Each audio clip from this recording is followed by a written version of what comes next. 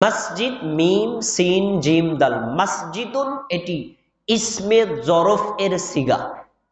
মসজিদ শব্দের অর্থ হলো সাজদা দেওয়ার স্থান। আমার আলোচনাগুলো আমি ক্লাস আকারে করি, যারা মনোযোগ দিয়ে শোনে, কথার উত্তর দেয়, আমার সবগুলো কথা আপনাদের মুখস্থ হয়ে যাবে, তবে কথার কিন্তু উত্তর দিতে হবে। মসজিদ শব্দের অর্থ সেজদার স্থান। বলেন অর্থ কি? মসজিদ অর্থ কি? সেজদার স্থান। সেজদা শব্দের অর্থ হলো জমিনে মাথাটাকে একেবারে নুইয়ে দেওয়া।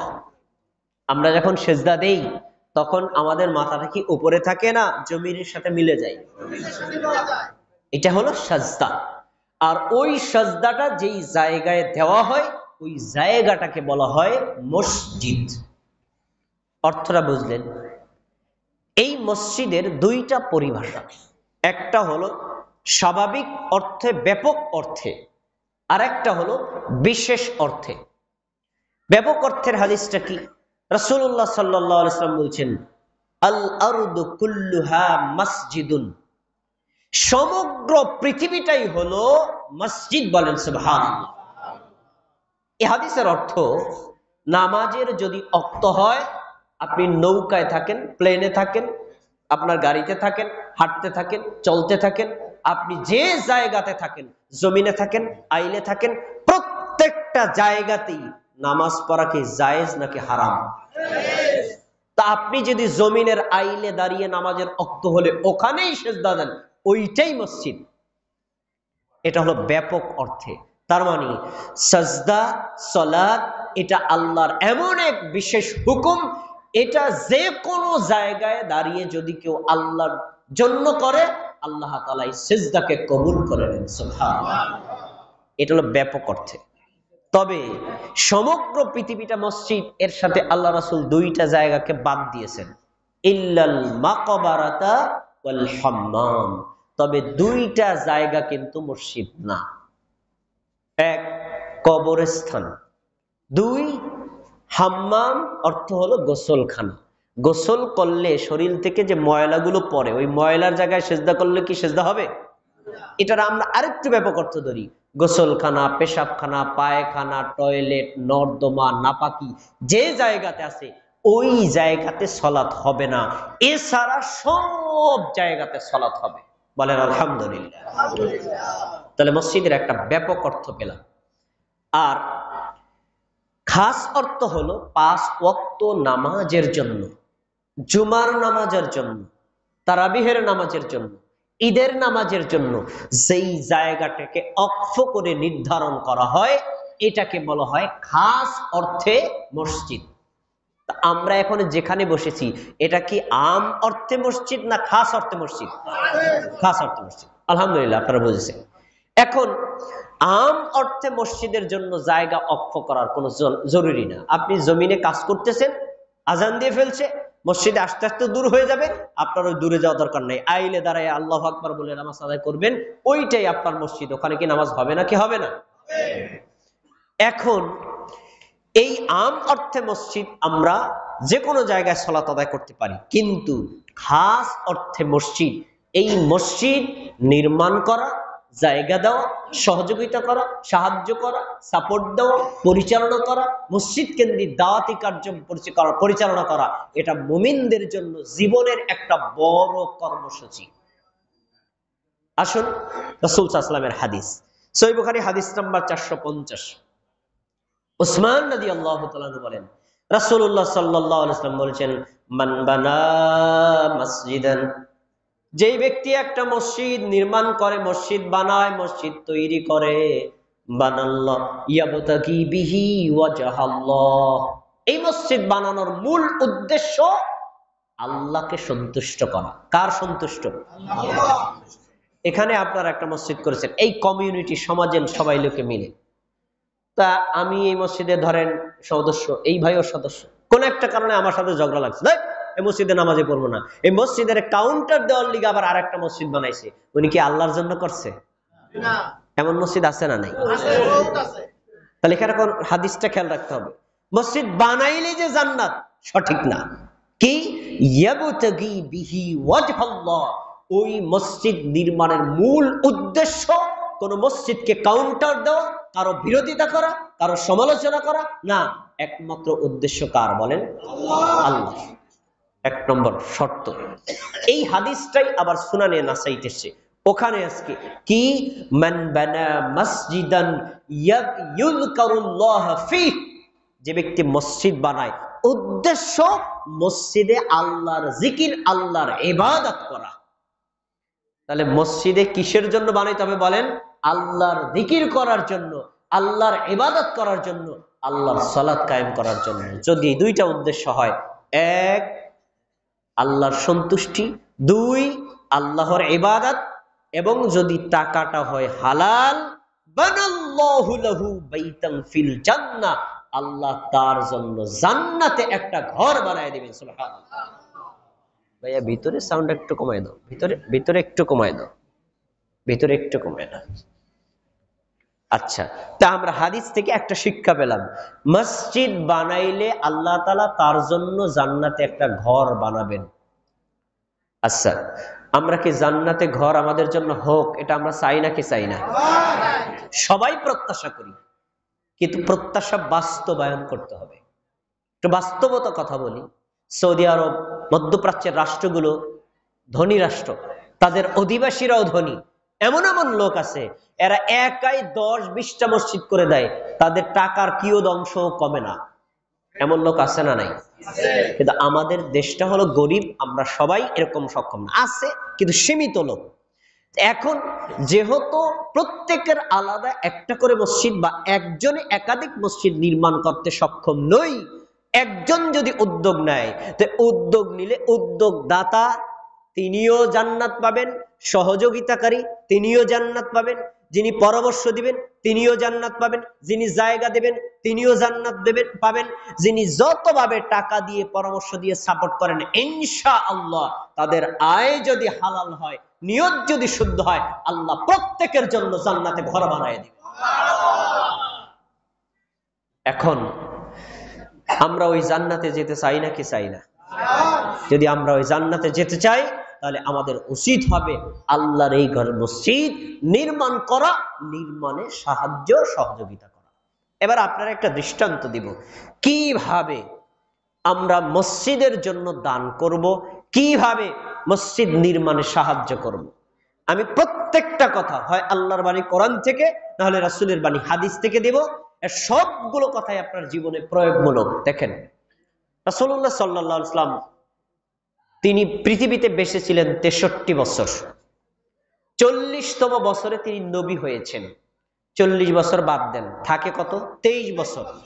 23 বছরে 13 বছর তিনি ছিলেন মক্কায়, দাওয়াতি কার্যক্রম পরিচালনা করেছিলেন। সেখান থেকে তিনি হিজরত করে চলে গেছেন মদিনায়। মদিনায় ছিলেন 10 বছর। কয় বছর? 10 বছর। নবী সাল্লাল্লাহু আলাইহি ওয়াসাল্লাম মদিনায় চলে গেলেন, আবু আইয়ুব আনসারী রাদিয়াল্লাহু তাআলা আনহুর বাড়িতে গেলেন। বাড়িতে যাওয়ার পরে তিনি যেখানেই নামাজ রক্ত হয় ওখানেই নামাজ পড়েন। চিন্তা করলেন, এইভাবে নামাজ যদি পড়ি, দাওয়াতি কার্যক্রম করি, তাহলে দাওয়াতের গতিটা বাড়বে না, দিন প্রতিষ্ঠা প্রচারও সহযোগিতা হবে না। কি করা দরকার? একটা সেন্টার, একটা মার্কাজ তৈরি করা দরকার। আর মার্কাজটা হবে আল্লাহর ঘর মসজিদ। এখন জায়গা লাগবে না? রাসূল সাল্লাল্লাহু আলাইহি ওয়াসাল্লাম পর্যবেক্ষণ করে একটা জায়গা সে চয়েস করেছেন। এই জায়গাটা হলো বনু নাজ্জার গোত্রের একটা বাগান। একটা বাগানকে তিনি পছন্দ করেছেন। সহিহ বুখারীর হাদিস বলছি, 428 নম্বর হাদিস। রাসূল সাল্লাল্লাহু আলাইহি সাল্লাম একজন লোককে পাঠালেন, যাও বনি নাজ্জার গোত্রে যারা প্রতিনিধি, নেতা, তাদেরকে ডেকে আমার কাছে নিয়ে আসো। তারা সবাই আসছে। রাসূলুল্লাহ সাল্লাল্লাহু আলাইহি সাল্লাম তাদেরকে বলছেন, সামিনুনি বিহাইতিকুম হাযা। বনি নাজ্জার গোত্রের লোকেরা শোনো, তোমাদের এই যে বাগানটা আছে না, হ্যাঁ, বাগানের মধ্যে গাছগাছালি আছে, কবর টবর আছে ইত্যাদি, যে জায়গাটা আছে, এই জায়গাটা আমার কাছে পছন্দ হয়। আমি এই জায়গাতে একটা মসজিদ নির্মাণ করব আল্লাহর জন্য। তো জায়গা তো তোমাদের, এক কাজ করো, তোমরা এই জায়গার মূল্যটা আমার থেকে নিয়ে নাও। মানে আল্লাহ রাসূল তাদের থেকে কিনবেন, কেনার পরে মসজিদটা নির্মাণ করবেন। সবাইকে আমার কথা শুনছেন? এখন একটা বাক্য বলবো যে আপনাদের প্রত্যেকের জন্য জরুরি, খুবই জরুরি। আমাদের তাকায় কথা শোনেন। এখন রাসূল সাল্লাল্লাহু আলাইহি ওয়াসাল্লাম বললেন জায়গা বিক্রি করো, আমি টাকা দেব, তারপরে আমি ওখানে মসজিদ নির্মাণ করব। এখন ওই সাহাবীদেরকে আল্লাহর নবী যে প্রস্তাব দিয়েছেন, উদাহরণস্বরূপ ধরেন এই প্রস্তাবটা আপনাকে দিলেন, আপনি ওই প্রস্তাবের প্রেক্ষিতে রাসূল সাল্লাল্লাহু আলাইহি ওয়াসাল্লামকে কি বলতেন একটু মনে মনে ধরে রাখেন। আপনি আপনার ধরেন প্রস্তাবটা দিয়েছেন, আপনি কি বলতেন এটা মাথায় রাখেন। এবার ওই লোকেরা যা বলেছেন একটু মিলান, আপনার এবং তাদের মধ্যে পার্থক্য কতটুকু বোঝা দরকার আছে। শোনেন, ওই লোকেরা বলছে আল্লাহি, আল্লাহর কসম করে বলছেন, আল্লাহর কসম করে বলছি, লা নাতুলুবু সামানাহু ইল্লা ইলাল্লাহি আযজা ওয়া জাল্লা। আল্লাহর নবী মুহাম্মদ সাল্লাল্লাহু আলাইহি সাল্লাম, ওই আল্লাহর কসম করে বলছি, আল্লাহর ঘর নির্মাণের জন্য আপনি জায়গা পছন্দ করেছেন, আমাদের জায়গা চেয়েছেন, কিনতে চেয়েছেন, জায়গা চেয়েছেন, জায়গা দিলাম, মূল্যটা আপনার নিকট থেকে নেব না, আমরা মূল্য আল্লাহর কাছ থেকে চাই। সুবহানাল্লাহ। ভাষাটা খেয়াল করেন, এই ভাষা টপকিয়ে দান করার মতো কোন শব্দ আপনি বেরই করতে পারবেন না। আপনি টাকা দিতে চেয়েছেন না, টাকাটা আপনার থেকে নেব না, কিয়ামতের দিন আল্লাহর থেকে নেব। আরে ভাই বলেন তো, নবী যদি সেই সময় দিত সমসাময়িক মূল্যটা দিতেন, আর আল্লাহ যদি দেয় কম দিবে না বেশি দিবে? তাহলে দান করার ক্ষেত্রে তাদের ইখলাস, তাদের আকর্ষণ কতটা চমৎকার ছিল। আল্লাহর জন্য দিয়ে দিলাম, মূল্যটা আল্লাহর নিকটে চাই। সুবহানাল্লাহ। এজন্য আল্লাহর ঘর মসজিদের জন্য যারা জায়গা দিবে এরকম ইখলাস নিয়ে জায়গা দিয়েছে এক আল্লাহর সন্তুষ্টির জন্য, আমার বাড়িতে মসজিদ, আমার নামে মসজিদ হবে, আমার প্রশংসা হবে, লোকেরা বলবে অমুক বাড়ির মসজিদ, এ ধরনের কোনো চিন্তা ভাবনা তার ভিতরে নাই। শুধু একটাই টার্গেট, আমি আল্লাহর জন্য জায়গাটা দিলাম, ইনশাআল্লাহ তার জন্যই আল্লাহ জান্নাত বরাদ্দ করবেন ইনশাআল্লাহ। তাহলে মসজিদের জন্য জায়গা অক্ষ করে দেওয়া, টাকা দেওয়া, সাহায্য সহযোগিতা করা ফজিলত ইসলামী শরীয়তে আছে না নাই? অবশ্যই আছে। আচ্ছা, এখন আপনি মসজিদ নির্মাণ করলেন, নির্মাণ করেছেন, কিন্তু মসজিদ নির্মাণ করার সময় একটা বিষয় আপনার মাথায় রাখতে হবে, জায়গা দিয়েছেন আপনি, টাকা দিয়েছেন আপনি, পরিকল্পনা করেছেন আপনি, প্রতিষ্ঠা করেন আপনি, পরিচালনা করেন আপনি, কিন্তু জেনে রাখেন মসজিদের মালিক কিন্তু আপনি নন। মসজিদের মালিক কে? আল্লাহ। সূরা জিন 18 নম্বর আয়াত খুলে দেখেন, আল্লাহ কি বলছেন? ওয়া আন্নাল মাসাজিদা লিল্লাহ। এই পৃথিবীতে যত মসজিদ নির্মাণ হয়েছে, হচ্ছে আর হবে, সব মসজিদগুলো আল্লাহর। মসজিদ কার? আল্লাহ। ফালা তাদউ মা আল্লাহি আহাদা। মসজিদ যেহেতু আল্লাহর, অতএব মসজিদ কেন্দ্রিক কখনো কোন সময়ের জন্য শিরিক করা যাবে না। মসজিদ যদি আল্লাহর হয়, ওই মসজিদে ইবাদত হবে কার? আল্লাহ। একমাত্র আল্লাহর। আল্লাহর ছাড়া অন্য কাউকে ইবাদতে কখনো যুক্ত করা যাবে।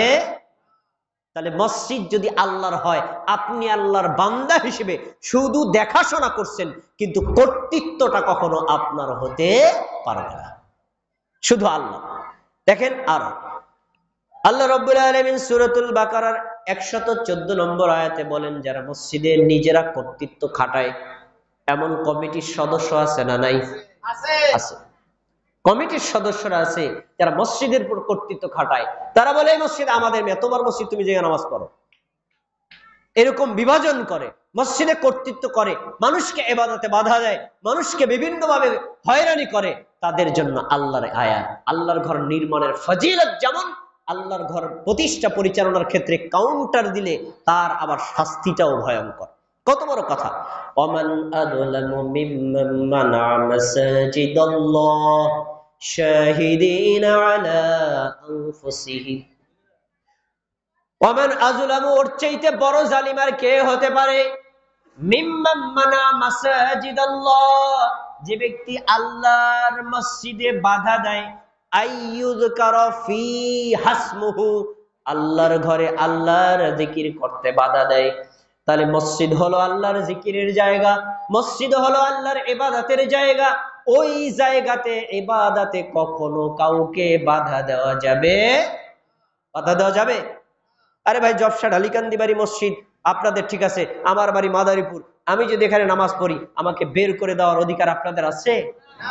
মসজিদ আল্লাহর, আপনিও আল্লাহর বান্দা, আমিও আল্লাহর বান্দা, আপনার আমার সমান অধিকার। তাই মসজিদের মধ্যে কেউ যদি আল্লাহর জিকির করে, আল্লাহর ইবাদত করে, বের করে দেওয়ার পারমিশন পৃথিবীর কারো। এখন মসজিদ থেকে যদি আপনি কাউকে বের করে দেন, তাহলে মুসল্লি সংখ্যা বাড়বে না কমবে? কমবে না?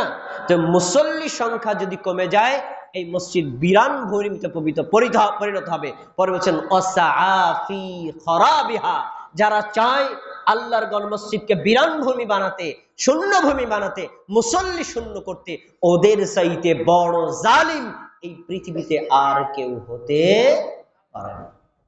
ভাইয়া ভিতরে একটু কমাই দাও, আরেকটু কমাই। আপনারা কি সবাই আমার কথা বুঝতে পারছেন? তাহলে বলেন, মসজিদে যদি কেউ আল্লাহর ইবাদত করে, আমরা কি কখনো কাউকে বাধা দিব? কিন্তু আমাদের সমাজে কিছু মানুষ আছে বাধা দেয়। ধরেন আমরা এই এলাকার লোক মিলে মসজিদটা প্রতিষ্ঠা করেছি। এখন এখানে বিভিন্ন তরিকার লোকেরা আসবে, সরমনাই তরিকা, সারসিনার তরিকা, তারপর হলো হানাফি তরিকা, শাফি তরিকা, হাম্বলি তরিকা, আট্রসি তরিকা, তারপর সুরেশ্বরী তরিকা, বিভিন্ন তরিকার লোকেরা এসে নামাজ পড়বে। এখন উনি ওনার তরিকায় যদি নামাজ পড়ে, আমি কি তাকে বের করে দেওয়ার অধিকার রাখি? কিন্তু আমাদের সমাজে কিছু মানুষ আছে, এই মিয়া এই মসজিদে এরকম নামাজ চলবে না, এখানে যেরকম সবাই করে সেরকম করতে হবে, এর উল্টা করলে এই মসজিদে আসতে পারবা না। এরকম বাধা দানকারী মুসলমান আছে না নাই? যারা আছে তারা শুনে রাখো, আল্লাহ তাআলা কোরআন মাজিদে শব্দটা ব্যবহার করেছেন কি, ওর চাইতে বড় জালিম, ওর চাইতে বড় অপরাধী আর পৃথিবীতে হতে পারে? তাহলে আল্লাহর ঘর মসজিদে যার যেভাবে ইচ্ছা ইবাদত করবে, কেউ কাউকে বের করে দেওয়ার মতো অধিকার রাখে না। একটা কথা বলে যাই আপনাদেরকে, একটু ছোট কথা। আপনার মসজিদের ইমাম জুমার দিন বয়ান করছে, আপনাদের এলাকায় একজন হিন্দু আছে, বারান্দায় আসছে, বারান্দায় আইসা ইমাম সাহেবের বয়ান শুনতেছে। ওনার উদ্দেশ্য ইসলাম ধর্মে কি বলে, আলেম ওলামারা কি বলে একটু শুনি না। এখন উনি যদি এই বারান্দায় এসে হিন্দু লোকটা ইমাম সাহেবের বয়ান শোনে, আপনারা মসজিদ থেকে তাকে রাখবেন না বের করে দিবেন?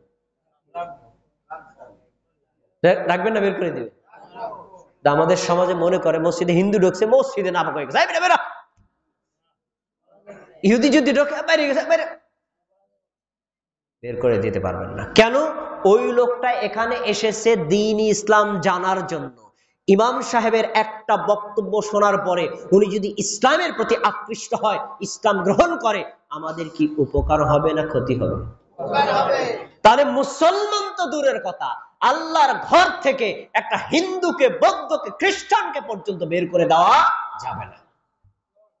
এটাই আল্লাহর ঘর। দুঃখের কথা বলে রাখে, দুঃখের কথা, মসজিদগুলোতে আমরা দলীয়করণ করে রেখেছি। এই মসজিদের তরিকার বাইরে কেউ আসতে পারবেন না। আর আমি হিন্দুর মন্দিরে যান, দেখবেন পূজার সময় লেখা আছে সার্বজনীন পূজার মন্দির। সার্বজনীন মুসলমান গেল হারে রিসিভ করে, আর ওইখানে মুসলমান রিসিভ করে, আর আমরা হিন্দুরা আসলে মনে করি কি মসজিদ পৌঁছে গেছে। না, দ্বীন ইসলাম জানার অধিকার সবার আছে, গ্রহণ করবে না না করবে এটা তার অধিকার। এখন যদি জানতেই না দেন তো ইসলাম গ্রহণ করবে কিভাবে? তাই মসজিদকে কখনো সংকীর্ণ অর্থে ব্যবহার করা যাবে না। আচ্ছা, এবার মসজিদ যারা পরিচালনা করবে, মসজিদ কমিটির সদস্য, সভাপতি, সেক্রেটারি এবং মসজিদ কমিটির ইমাম, মুয়াজ্জিন, খাদেম, তাদের কি কি গুণ থাকা লাগবে, এই গুণগুলো আল্লাহ তাআলা কোরআন মাজিদে দিয়ে দিয়েছেন। বলেন আলহামদুলিল্লাহ। এই গুণগুলো আমাদের জানা দরকার আছে না নাই? কেউ কেউ বলবেন আমি তো মসজিদ কমিটির সদস্য না, তা আমার কি দরকার? কিন্তু ওই যেই গুণগুলো দেওয়া আছে, এই গুণগুলো শুধু মসজিদ কমিটির সদস্য না, একজন মায়েরও, একজন মহিলারও দরকার। দেখেন সূরা তাওবা 17 নম্বর আয়াত, 18 নম্বর আয়াত, আল্লাহ কি বলছেন? মা কানা লিল মুশরিকিনা আইয়ামুরু মাসাজিদাল্লাহ। পৃথিবীতে আল্লাহর যত ঘর মসজিদ আছে, কোন মসজিদ কখনো মুশরিক পরিচালনা করতে পারবে না। মুশরিক মানে যে লোকটা শিরিক করে। যে লোকটা শিরিক করে, শিরিক করলে আল্লাহ কি খুশি হন না বেজার হন? আর তাওহীদের উপর ভিত্তি করে এক আল্লাহর ইবাদত করলে আল্লাহ তাআলা খুশি হন। এখন আল্লাহর ঘরে বসে কেউ যদি আল্লাহর বিরুদ্ধে শিরকে লিপ্ত হয়, ওই আল্লাহর উপরে আল্লাহ তার উপরে এত অসন্তুষ্ট বলেছেন কখনো মুশরিককে মসজিদ কমিটির দায়িত্বে রাখা যাবে না। কেন? এক নম্বর কারণ, শাহিদিন আলা আনফুসিহিম বিল কুফর, কারা? তারা নিজেদের উপর কুফরির সাক্ষ্য দিয়েছে। আর উলাইকা হাবিতাত আমালুহুম ওয়া ফিন্নারিহুম খালিদুন, এই শিরক করার কারণে তাদের সব আমল বাতিল হয়ে গেছে এবং তাদের পরিণতি হচ্ছে চিরস্থায়ী জাহান্নাম। এই আয়াতটি থেকে প্রমাণিত হয় মসজিদ কমিটির সদস্য না, মানে যারা হতে পারবে না তাদের কথা। তার মানে যদি কেউ শিরিক করে তাকে কখনো মসজিদ কমিটির সদস্য বানানো যাবে। এখন যদি প্রশ্ন করেন শিরিকটা কি, এটার উপর বিস্তারিত কথা বলবে, অনেক চলে যায়। আমি একটা এক নজরে বলে দিচ্ছি, আপনারা বুঝতে পারবেন। বলেন তো আমাদের রব কে? আল্লাহ। আমাদের রব হলেন এক আল্লাহ। এজন্য আপনি ফরজ, ওয়াজিব, সুন্নাত, মুস্তাহাব, ছোট বড় যত ধরনের আমল করেন সব আমল একমাত্র আল্লাহকে দিতে হবে। কিছু আল্লাহকে দিলেন আর কিছু অন্যকে দিলেন, এই ইবাদত ভাগ হলো কয়টা? এই যে কিছু অংশ আল্লাহকে দিলেন আর কিছু অন্যকে দিলেন, এর নাম হলো শিরক। এর নাম কি? কয়েকটা উদাহরণ নেন। আমরা নামাজে দাঁড়াইলে কয়েকটা আমল করি, রুকু করি, সাজদা করি, করি নাকি করি না? আচ্ছা, রুকুটা কার হক? সিজদাটা কার হক? কেউ যদি আল্লাহকে সিজদা করে আবার কবরকে সিজদা করে, কেউ যদি আল্লাহর সামনেও মাথা নত হয় আবার পীরের সামনেও মাথা নত হয়, কেউ যদি আল্লাহকেও শ্রদ্ধা ভক্তি বিনয় হয়, অনুরূপ ভাবে কোন মাজারে গিয়ে নিজেকে বিনয় করে, তাহলে ইবাদত লোকটা কয় ভাগে ভাগ করছে? মসজিদে গিয়ে ইবাদত করে আল্লাহর, মাজারে গিয়ে ইবাদত করে গয়রুল্লাহ। এটাই হলো শিরক। এই শিরকে লিপ্ত ব্যক্তি কখনো মসজিদ কমিটির সদস্য হতে পারবে? এ কথা কি আমার না আল্লাহর? আল্লাহ কি বলছেন? লা তাসজুদু লিশ-শামসি ওয়ালা লিল-কমারি ওয়াসজুদু লিল্লাহিল্লাযী খালাকাহুন্না। তোমরা চন্দ্রকে সিজদা করো না, সূর্যকে সিজদা করো না, বরং ওই চন্দ্র সূর্য সৃষ্টি করেছেন যিনি, তোমরা তার সিজদা করো। বলেন তো চন্দ্রকে সৃষ্টি করেছেন কে? আল্লাহ। সূর্যকে সৃষ্টি করেছেন কে? আল্লাহ। তাহলে আমরা ইবাদত করব কার? আল্লাহ। রুকু করব কার? আল্লাহ। সিজদা করব কার? ফরজ ইবাদত করব কার? আল্লাহ ছাড়া অন্য কারো ইবাদত করা যাবে না। এই কাজে, এই শিরকে যারা লিপ্ত তাকে মসজিদ কমিটির দায়িত্বে নিযুক্ত করা যাবে না। যদি করেন তাহলে ওই মসজিদ থেকে তাওহীদের বাণী প্রচার হবে না। এবার আসেন, কয়টা গুণ লাগবে যাদেরকে মসজিদ কমিটির সদস্য বানাবেন? তাদের গুণগুলো আল্লাহ 18 নম্বর আয়াতে উল্লেখ করেছেন। আল্লাহ বলছেন, ইন্নামা ইয়া'মুরু মাসাজিদাল্লাহ, আল্লাহর ঘর মসজিদ সমূহ আবাদ করবে, পরিচালনা করবে, দেখাশোনা করবে, দায়িত্বে থাকবে তারা। এক নম্বর, মান আমানা বিল্লাহ, আল্লাহকে বিশ্বাস করে যারা। আমরা কি আল্লাহকে বিশ্বাস করি নাকি করি না? বাংলা সাহিত্যের ভাষায় বলা হয়, যিনি আল্লাহ এবং পরকালের অস্তিত্বে বিশ্বাস করেন তাকে বলা হয় আস্তিক, আর যিনি বিশ্বাস করেন না তাকে কি বলা হয়? নাস্তিক। তার মানে মসজিদ কমিটির সাথে সংশ্লিষ্ট হতে হলে আপনাকে এক নম্বরে হতে হবে আস্তিক। নাস্তিক কখনো মসজিদ কমিটির সদস্য হতে পারবে না। এক নম্বর গুণ। আচ্ছা বলেন তো, এই গুণটা কি শুধু মসজিদ কমিটির সভাপতিরই লাগবে না আমাদের সবার লাগবে? সবার লাগবে না। 2 নম্বর, ওয়াল ইয়াউমিল আখির, পরকালকে বিশ্বাস করে যারা। পরকালের উপর যাদের বিশ্বাস নাই তারা কখনো মসজিদ কমিটির সদস্য হতে পারবে? আমরা কি পরকালকে বিশ্বাস করি নাকি করি না? মৃত্যুর পর আমাদের পুনরায় জীবিত হতে হবে, আল্লাহর কাছে নিজের কর্মের হিসাব দিতে হবে, ভালো কর্মের পুরস্কার নেওয়া যাবে, আবার খারাপ কর্মের শাস্তি ভোগ করতে হবে, এই বিশ্বাস আমাদের আছে না নাই? তার মানে 2টা গুণ আমাদের আছে। এবার পরের গুণটা হলো ওয়া আকামাস সালাত, সালাত কায়েম করে যারা, মানে নামাজ পড়ে।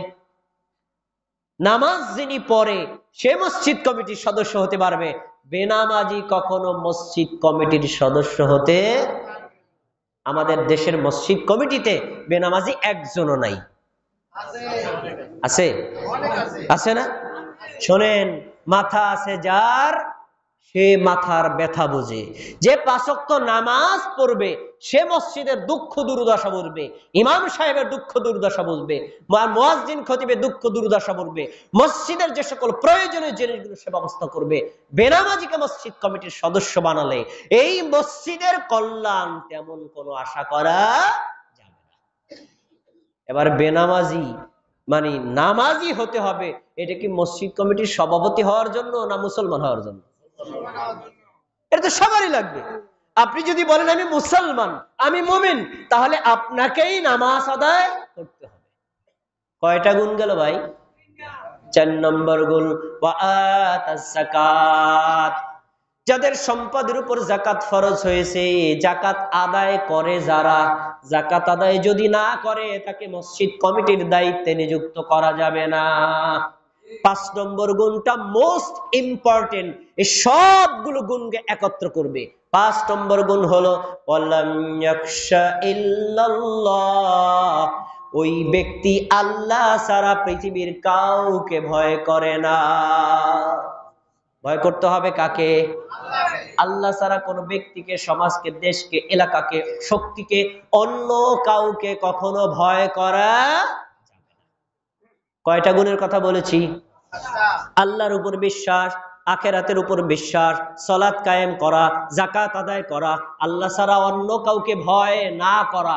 এই গুণ কি শুধু পুরুষের দরকার, নারীদের দরকার আছে না নাই? তাহলে বক্তব্য কিন্তু মা বোনদের জন্য, এই ওয়াজ মা বোনদের জন্য। আমরা 5ম বিষয়টা একটু গুরুত্ব দিয়ে বলি। প্রিয় ভাই, যেই মসজিদ কমিটির সদস্যরা আল্লাহ ছাড়া অন্যকে ভয় করে না, ওই মসজিদ থেকে তাওহীদের বাণী, সুন্নাহর বাণী, হেদায়েতের বাণী প্রচার হয়। এজন্যই আল্লাহ পরে বলেছেন উলাইকা ফাআসা উলাইকা আইয়াকুনু মিনাল মুহতাদিন। এই 5 গুণ আছে যার, তারাই হেদায়েত প্রাপ্তদের অন্তর্ভুক্ত হবে। সুবহানাল্লাহ। প্রিয় ভাই, মসজিদ কমিটির সদস্য হওয়ার পরে আপনি মসজিদের ইমামরে একটা বাউন্ডারি দিবেন, মসজিদের মুয়াজ্জিনরে একটা বাউন্ডারি দিবেন, মসজিদের খাদেমরে একটা বাউন্ডারি দিবেন, আর কোনো বাউন্ডারি দেওয়া যাবে না। বাউন্ডারি কি? কোরআনে যা আছে আপনি তা করবেন, আপনি তা বলবেন। হাদিসে যা আছে আপনি তা করবেন, আপনি তা বলবেন। কোরআন এবং হাদিসের বাইরে কোনো কথা আমলও করবেন না, প্রচারও করবেন না। এছাড়া ইমামকে কোনো বাউন্ডারি দেওয়া। প্রিয় ভাই, আমাদের সমাজে অনেক জায়গাতে আছে যে সভাপতি সেক্রেটারি সুদ খায়, সুদের বিরুদ্ধে কথা বলা যাবে না, ঘুষ খায়, ঘুষের বিরুদ্ধে কথা বলা যাবে না, দুর্নীতি করে, দুর্নীতির বিরুদ্ধে কথা বলা যাবে না, শিরিক করে, শিরিকের বিরুদ্ধে কথা বলা যাবে না। এরকম লোক আছে না নাই? আমি একটা শহরে মসজিদের ইমামতি করেছিলাম, মাদারীপুর শহরে। ওই মসজিদের সভাপতি উনি আবার একটা মাজারেরও সভাপতি। এখন আমি যদি মসজিদ থেকে বলি শোনেন, কবর কেন্দ্রিক কোনো পূজা করা যাবে না, আল্লাহ ছাড়া অন্য কাউকে সিজদা করা যাবে না, আল্লাহ ছাড়া অন্য কারোর সামনে মাথা নত করা যাবে না, এ কথা বললে চাকরি কি আমার থাকবে? তাহলে বোঝা যায় শিরকের সাথে সংশ্লিষ্ট থাকলে ওই মসজিদ থেকে হেদায়েত প্রত্যাশা করা যায় না। তাহলে আমরা এই 5টা গুণের কথা বললাম। এই 5টা গুণ শুধু মসজিদ কমিটির সদস্যরই দরকার, মুসল্লি কারো দরকার না। না? তা আপনারা হাসতেছেন, ও আমার পাশে মুসল্লি সদস্য আছে, হ্যাঁ তো এই গুণ নাই, এই মনে হয় ইমাম সাহেব, বক্তা সাহেব মনে হয় তারাই মনে হয় কইতেছে। তাই আপনার এই গুণ দরকার আছে না নাই? সবার জন্য দরকার। এবার শোনেন, মসজিদ নির্মাণ করার ক্ষেত্রে, মসজিদ পরিচালনা করার ক্ষেত্রে একটা বিষয় আমাদের মাথায় রাখতে হবে। শুরুতেই আমি হাদিসটা বলে এসেছি, সেটা হলো মসজিদ আর কবর পার্থক্য রাখতে হবে। কবর আর মসজিদ কখনো একত্র করা যাবে না। এইটা একটা মারাত্মক ভুল। ধরেন আমাদের এই জায়গাটা এখন মসজিদ করেছি, 50 বছর পর মুসল্লির সংখ্যা বাড়তে পারে না? বাড়তে পারে। এখন মসজিদের পাশেই কবর আছে, তো আমরা কি করি? মসজিদের আকার তো বড় করার দরকার, কবর আছে, কবরটা সমান করে দিয়ে মসজিদের আকার বাড়ায় দিই, তারপরে মসজিদের ভিতরে কবর ঢুকে গেছে। এমন হয় নাকি হয় না? এই যে মসজিদ উপরে করলে নিচে কবর থেকে গেল, এখন যদি সেজদা হয়, সেজদাটা কবরে শায়িত ব্যক্তিকে দেওয়া হয়, এটা একটা শিরক আকবার। কখনো মসজিদ আর কবর একত্রিত করা যাবে না। হাদিস প্রথমেই বলে এসেছি, রাসূলুল্লাহ সাল্লাল্লাহু আলাইহি ওয়াসাল্লাম বলেছেন, পুরা দুনিয়াটাই মসজিদ ইল্লাল মাকবারাতা ওয়াল হাম্মাম। কবরস্থান কখনো মসজিদ হতে পারে না, আর গোসলখানা, পেশাবখানা, পায়খানা, নর্দমা কখনো মসজিদ হতে পারে না। পিছনের আবার যান, আলোচনার পিছনে আবার যান। রাসূল সাল্লাল্লাহু আলাইহি সাল্লাম বনী নাজ্জার গোত্রকে বললেন, এই তোমাদের এই জায়গাটা আমার পছন্দ হয়েছে। বললেন, দিয়ে দিলাম, নেন আপনি মসজিদ করেন। এখন বললেন, এই মসজিদে, যেখানে মসজিদ করব, এই বাগানের মধ্যে মানুষের কবর আছে, কি করা যায়? রাসূল সাল্লাল্লাহু আলাইহি সাল্লাম বললেন, এই পুরা জায়গাটা খনন করো। খনন করার পরে যতগুলো হাড় পাও মানুষের, সবগুলো হাড় সযত্নের সাথে আলাদা কবরস্থানে দাফন করে দাও। দাফন করার পরে এই জায়গাটা সমান করে দাও, তারপরে সেখানে মসজিদ নির্মাণ করো। এখনো মসজিদ নববী সেই জায়গাতে আছে। তাহলে বোঝা যায়, যদি একান্তই দরকার হয় মসজিদ বাড়ানোর ক্ষেত্রে, তাহলে এই পাশে যে কবর আছে, কবরটা খনন করে যে হাড়গুলো আছে যত্নের সাথে আরেকটা কবরস্থানে দাফন করে দিবেন, তারপরে মসজিদ নির্মাণ করবেন। কখনো কবরের উপর মসজিদ নির্মাণ করা যাবে। রাসূল সাল্লাল্লাহু আলাইহি ওয়াসাল্লাম কি লা তাজলিসু আলাল কবুর, তোমরা কবরের উপর কখনো বসবা না। এই কথাটা একটু বলা দরকার, আমার খুব গুরুত্বপূর্ণ কথা। দেখবেন, মানে পৌরসভা শহরে অথবা বিভাগীয় শহরে অথবা আপনার এই শহরগুলোতে সরকারি কবরস্থান আছে, সরকারি কবরস্থান। তো এই সরকারি কবরস্থানগুলোতে আমি বরিশালের মানে বিভাগীয় একটা কবরস্থান সরকারি, ওখানে গেলাম, গিয়ে দেখলাম যে কবর করা, কবরের বাউন্ডারি দেওয়া আছে, এতে বাউন্ডারির উপরে বসা যায় এমন ব্যবস্থা। কবরের পাশে একটু দেওয়াল দেওয়া থাকে না, আমি দেখলাম কলেজের স্টুডেন্ট, বিশ্ববিদ্যালয়ের স্টুডেন্ট, ওরা বন্ধু বান্ধবী, নর্তক নর্তকী, প্রেমিক প্রেমিকা, ওইখানে গিয়ে এই যে কবর, পিছনে কবর, কবরের বাউন্ডারি, সেটার উপর বসে তারপরে আড্ডা মারতেছে। এটা কি জায়েজ না হারাম? কত বড় কঠিন! এক হলো অন্যায়, দুই হলো আল্লাহর একটা মানে মৃত্যুর কথা যেখানে স্মরণ হওয়ার কথা, সেইখানে গিয়ে মানুষ পর্যন্ত এই কাজ করে। রাসূল সাল্লাল্লাহু আলাইহি ওয়াসাল্লাম বলছেন, লা তাজলিসু আলাল কুবুর, সাবধান, কবর হলো সম্মানিত জায়গা, ওখানে বসা যাবে না, ওর উপর তোমাদের চলাচলের রাস্তা নির্মাণ করা যাবে না, ওর উপর ঘর নির্মাণ করা যাবে না, এর উপর বাতি বাতানো যাবে না, সের ভিতরে আলাদা কোনো আলোকসজ্জা তৈরি করা যাবে না।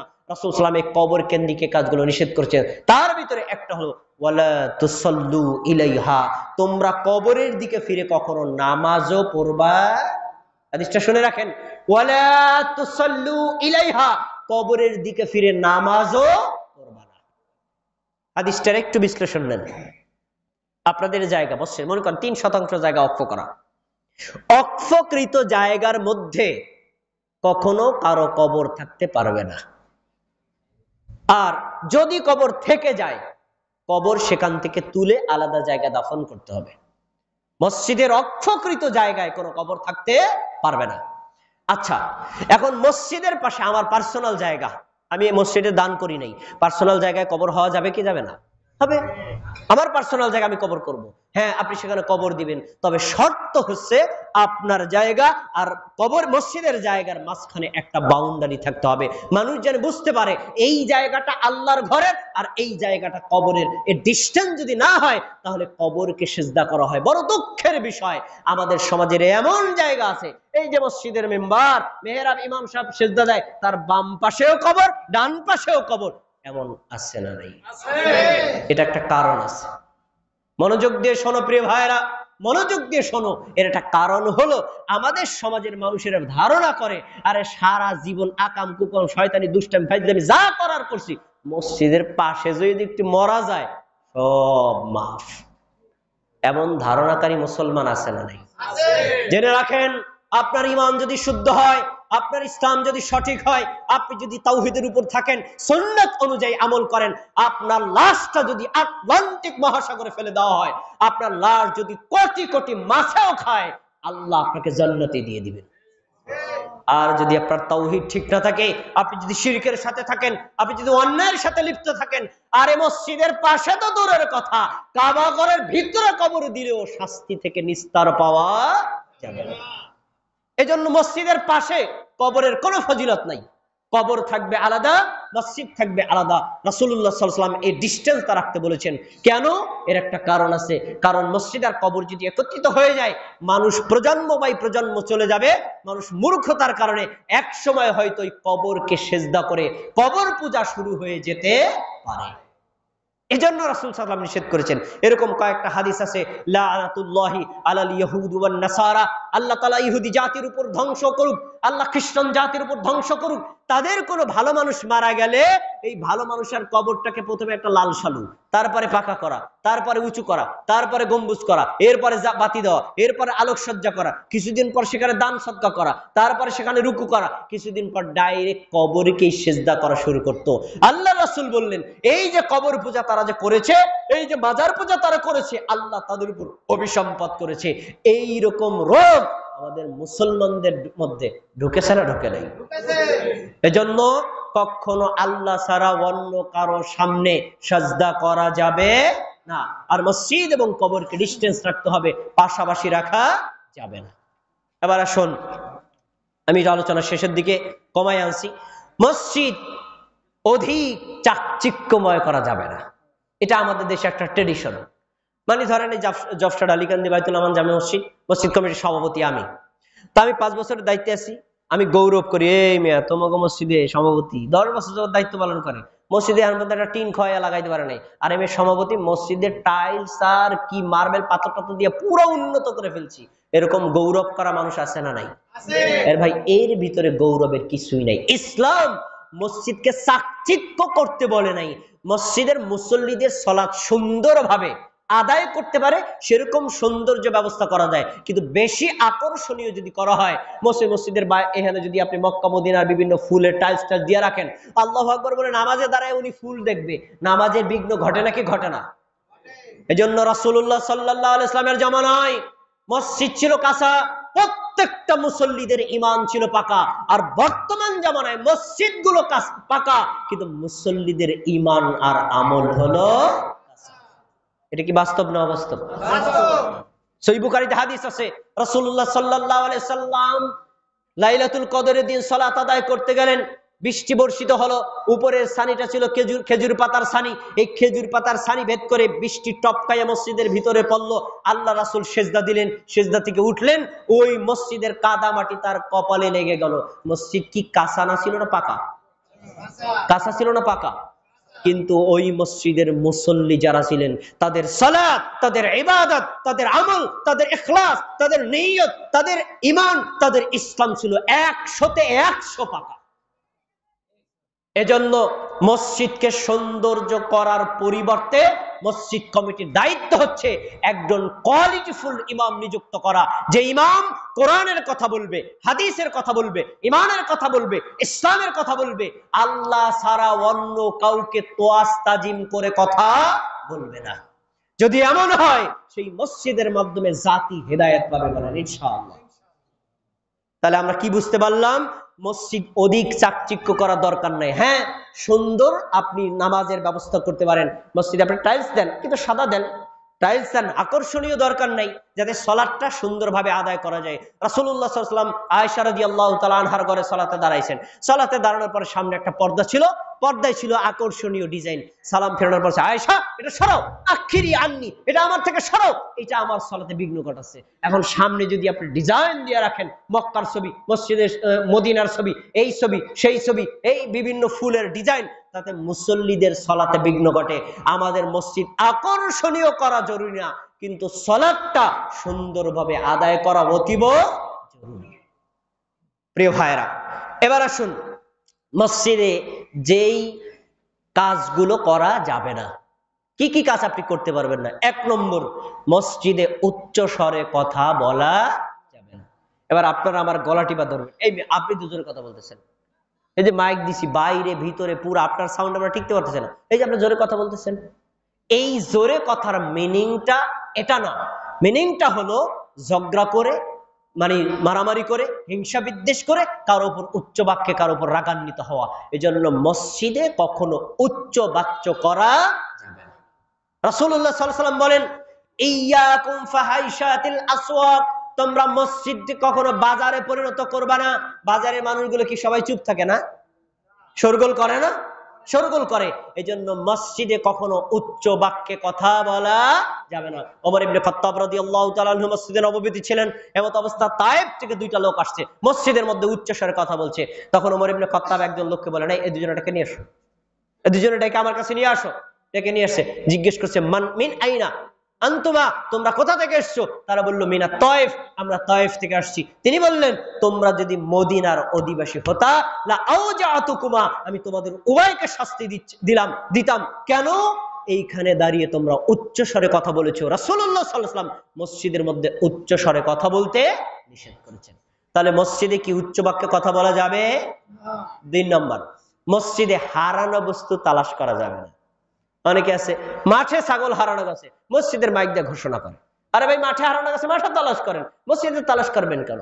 রাসূল সাল্লাল্লাহু আলাইহি ওয়াসাল্লাম বলেন, মাইয়ান শুধু মান সামিয়া ইয়াসমাউ রাজুলান, যে ব্যক্তি কোনো ব্যক্তিকে বলতে শোনে যে মসজিদের মধ্যে কোনো কিছু হারানোর কথা ঘোষণা করছে, আমার একটা ছাগল হারানো গেছে, আমার একটা ব্যক্তি হারানো গেছে, এরকম ঘোষণা যারা দেয়, তখন তুমি বলবা লা রাদ্দাকাল্লাহ, আল্লাহ যেন তোর এটা ফেরত না দেয়। তুই বেটা আল্লাহর ঘরে এসেছিস এটা তালাশ করতে, লাম তুমনা লাহা, আরে আল্লাহর ঘর তো হারানো বস্তু তালাশ করার জন্য না। এখন বললেন মসজিদের ভিতরে যদি একটা জিনিস হারিয়ে যায়, হ্যাঁ মসজিদের ভিতরে যদি হারায় যায়, দরজার দাঁড়াইয়া বাইরে বলবেন, ভাই আমার একটা মোবাইল হারানো গেছে, কেউ পাইলে বলবেন, এটা ঠিক আছে। কিন্তু হারানো গেছে বাইরে, ভিতরে কখনো এই হারানো বস্তু তালাশের ঘোষণা দেওয়া যাবে না, নিষেধ। এবার মসজিদে ব্যবসা করা, বেচাকেনা করা নিষেধ। রাসূলুল্লাহ সাল্লাল্লাহু আলাইহি ওয়াসাল্লাম নিষেধ করেছেন, নাহা রাসূলুল্লাহ সাল্লাল্লাহু আলাইহি ওয়াসাল্লাম আন বাইই ফিল মাসজিদি ওয়াশিরাই, রাসূল সাল্লাল্লাহু আলাইহি ওয়াসাল্লাম মসজিদের মধ্যে বেচাকেনা করতে নিষেধ করেছেন। কারণ বেচাকেনা করে কোথায়? বাজারে না মসজিদে? তো মসজিদের মধ্যে যদি বেচা কেনা করেন, তাহলে মসজিদের যে একটা মান সম্মান, এটার ক্ষুণ্ণ হয়। মসজিদ ব্যবসা করার জন্য নির্মাণ করা হয় নাই, মসজিদ মূলত আল্লাহর ইবাদত করার জন্য নির্মাণ করা হয়েছে। তারপরে মসজিদে কখনো কবিতা আবৃত্তি করা যাবে না। এই কবিতাটা আমরা বিভিন্ন অর্থে নিতে পারি, গজল গাওয়া, সঙ্গীত গাওয়া, মসজিদের মাধ্যমে মানুষকে শুনবে। ওয়াজের মধ্যে একজন বক্তা উঠলে দেখবেন, আরে আল্লাহ, উর্দু শের, হিন্দি শের, বাংলা শের, এমনকি বাংলা গান গায়েও শোনায়, এমন বক্তা আছে না নাই? না, নিষেধ। কেন? আপনি তো কোরআনের কথা, হাদিসের কথা, ইসলামের কথা, ইমানের কথা বলার জন্য এসেছেন। এখানে মানুষকে সঙ্গীত গায়া মাতায়া তাদেরকে আকর্ষণান্বিত করা, এটা ইসলামের কাজ না। কোরআনের কথা, হাদিসের কথাগুলো মানুষের কানে পৌঁছানোই আপনার দায়িত্ব। এজন্য মসজিদে এই কাজগুলো করা যাবে না। আচ্ছা, এখন এই মসজিদ যদি আমরা সুন্দর পদ্ধতিতে আবাদ করতে চাই, আমাদের কয়েকটা কাজ করতে হবে। আমার আলোচনা শেষের দিকে সবাই খেয়াল করে শুনবেন। এক, মসজিদ কমিটি যারা আছেন সবাই শুনবেন, আর কমিটির বাইরে যারা আছেন তারা শুনবেন। 1 নম্বর, মসজিদে প্রবেশ করার সময় আদব রক্ষা করা। 2 নম্বর, মসজিদে জামাতের সাথে নামাজ আদায় করা। 3 নম্বর, মসজিদে জুমার খুতবা অব্যাহত রাখা। 4 নম্বর, মসজিদে তালিম তাদরিস অব্যাহত রাখা। 5 নম্বর, মসজিদে ঢোকার পরে অবশ্যই 2 রাকাত নামাজ আদায় করা। কয়টা বলেছি? 5টা। 1 নম্বর, মসজিদে ঢোকার আদব হলো 5টি আমল করা। দেখেন আপনারা কয়জনে করেন? সবার জন্য এই নীতি, ইমামের জন্য, খতিবের জন্য, মুয়াজ্জিনের জন্য, সভাপতির জন্য, সেক্রেটারির জন্য, নারীর জন্য, পুরুষের জন্য, বড়র জন্য, ছোটর জন্য, সবার জন্য এই নীতি। 1 নম্বর, মসজিদে ঢোকার সময় বলতে হবে বিসমিল্লাহ। সবাই বলেন কি? বিসমিল্লাহির রহমানির রহিম পুরো বলার দরকার নেই, শুধু কি বিসমিল্লাহ। 1 নম্বর কাজ। 2 নম্বর, আসসালাতু ওয়াসসালামু আলা রাসূলিল্লাহ, এই বাক্যটা মানে রাসূলের উপর দরুদ পড়া। বলেন তো আমার সাথে, আসসালাতু ওয়াসসালামু আলা রাসূলিল্লাহ, মানে দরুদ পড়া। কয়টা গেল? 3 নম্বর, মসজিদ ডান পা দিয়ে প্রবেশ করা। কোন পা দিয়ে প্রবেশ করা? 4 নম্বর, মসজিদে ঢোকার পরে আগে 2 রাকাত নামাজ পড়া। কি করা? এই যে কাজগুলো বললাম, এই কাজগুলো কি আমরা সবাই করি? করি? আমাদের সমাজে কিছু মানুষ দেখবেন দোয়া পড়ে না, দরুদও পড়ে না, মসজিদে ঢুকে যায়, মসজিদে ঢোকার পর টপ করে বসে যায়, কিচ্ছু আমল করে না। এমন মুসল্লি আছে না নাই? এবার আমার আলোচনা শুরুতে যান। আমি বলেছিলাম মসজিদ অর্থ সেজদার স্থান, মনে আছে না নাই আপনাদের? তো মসজিদ অর্থ যদি সেজদার স্থান হয়, জেনে রাখেন ওই মসজিদে ঢোকার পরে সেজদা না দিয়ে বসার অনুমতি ইমামের নাই, খতিবের নাই, আর আলেমের নাই, সভাপতির নাই, সেক্রেটারি নাই, কোন ব্যক্তি সেজদা না দিয়ে বসতে পারবে না। রাসূল সাল্লাল্লাহু আলাইহি ওয়াসাল্লাম কি বলেছেন? ইযা জাআ আহাদুকুমুল মাসজিদা, তোমাদের মধ্যে কেউ যখন মসজিদে আসে, ফালিয়ারকা রাকাতাইনি ক্বাবলা আইয়াজলিসা, সেজন্য বসার আগে 2 রাকাত নামাজ পড়ে। তাহলে মসজিদে আসার পরে আমরা আগে বসে যাব না 2 রাকাত নামাজ পড়ব? এটা সময় কখন? 24 ঘন্টা এই নীতি। যে কোনো সময় মসজিদে ঢুকলে আপনার প্রথম কাজ 2 রাকাত নামাজ পড়া, তারপরে বসা। এখন যদি আপনি বসতে না চান, আপনি দাঁড়িয়ে থাকতে চান, আমরা নামাজ না পড়লে হবে। ধরেন একটা ফ্যান ঠিক করার জন্য আসছেন, ফ্যান দাঁড়িয়ে ঠিক করে চলে যান, কোনো সমস্যা নাই। কিন্তু মসজিদে বসতে চাইলে 2 রাকাত নামাজ পড়ে তারপর বসতে হবে, না পড়ে ওখানে বসার অনুমতি কারো নাই। এমনকি জুমার দিনে ইমাম যদি খুতবা দেয়, খুতবারত অবস্থায় আপনি মসজিদে ঢোকেন, ঢোকার পরে আগে 2 রাকাত নামাজ পড়বেন, তারপরে ইমাম সাহেবের ওয়াজ, নসিহত, খুতবা, বয়ান যতটুকু পান ততটুকু শুনবেন। এজন্য কখনো ওই সময় হলেও বসা যাবে। সহিহ বুখারী কিতাবুল জুমা খোলেন, রাসূলুল্লাহ সাল্লাল্লাহু আলাইহি ওয়াসাল্লাম জুমার খুতবা দিচ্ছেন, খুতবার মধ্যে তিনি দেখলেন সুলাইক গাতফানি নামে একজন সাহাবী মসজিদে ঢুকলেন, ঢোকার পরে ফাজালাসা, তিনি বসে গেলেন। কেন বসলেন? ঢোকার পরে দেখছেন আল্লাহর নবী মিম্বারে দাঁড়িয়ে খুতবা দিচ্ছেন, ওয়াজ করছেন, নসিহত করছেন, বক্তব্য দিচ্ছেন, সব সাহাবী বসে বসে শুনছেন। এখন আমি যদি নামাজ পড়ি, মজলিসের আদবের খেলাফ হয় নাকি হয় না? তো চিন্তা করলেন আমি মজলিসের আদবের খেলাফ করব, এটা তো বেয়াদবি। বেশ, ফাজালাসা, তিনি বসে গেছেন। সব সাহাবী আল্লাহর নবীর দিকে তাকিয়ে খুতবা শুনছেন, আল্লাহর নবী খুতবা দিচ্ছেন মুসল্লির দিকে তাকায়া। তার মানে মসজিদে কে ঢুকছে আমাদের নবী দেখে নাকি দেখে নাই? দেখেছেন না? এবার তিনি বললেন, ইয়া সুলাইক, হে সুলাইক, আসাল্লাইতা, তুমি কি সালাত আদায় করেছো? সুলাইক বলল, না, আমি সালাত আদায় করিনি। তিনি বললেন, কুম, দাঁড়াও, ফারকা রাকাতাইনি, 2 রাকাত নামাজ পড়ো, সুম্মা তাজাওয়াজ ফীহিমা, নামাজ 2 রাকাত ছোট্ট ছুরু দিয়া সংক্ষেপে পড়ো, তারপরে খুতবা শোনো। রাসূলুল্লাহ সাল্লাল্লাহু আলাইহি সাল্লাম বসা লোকটাকে দাঁড় করায় শিক্ষা দিচ্ছেন যে খুতবা দিলেও আগে 2 রাকাত নামাজ, তারপরে খুতবা। তাহলে মসজিদে ঢোকার পর আমরা এই আদবটা রক্ষা করব তো ইনশাআল্লাহ? মসজিদে ঢোকার পর প্রথমে বিসমিল্লাহ কি বলবো, তারপরে দরুদ কি বলবো, তারপরে ঢোকার পর আমরা কোন পা দিয়ে ঢুকবো? ডান পা। ঢোকার পরে আমরা প্রথমে কি বসে যাব না 2 রাকাত নামাজ? এই আদবগুলো রক্ষা করতে রাজি আছে তো ইনশাআল্লাহ? আচ্ছা, এবার আসেন জামাতের সাথে সালাত আদায় করা। মসজিদ নির্মাণ করা হয় ফরজ সালাত জামাতে পড়ার জন্য।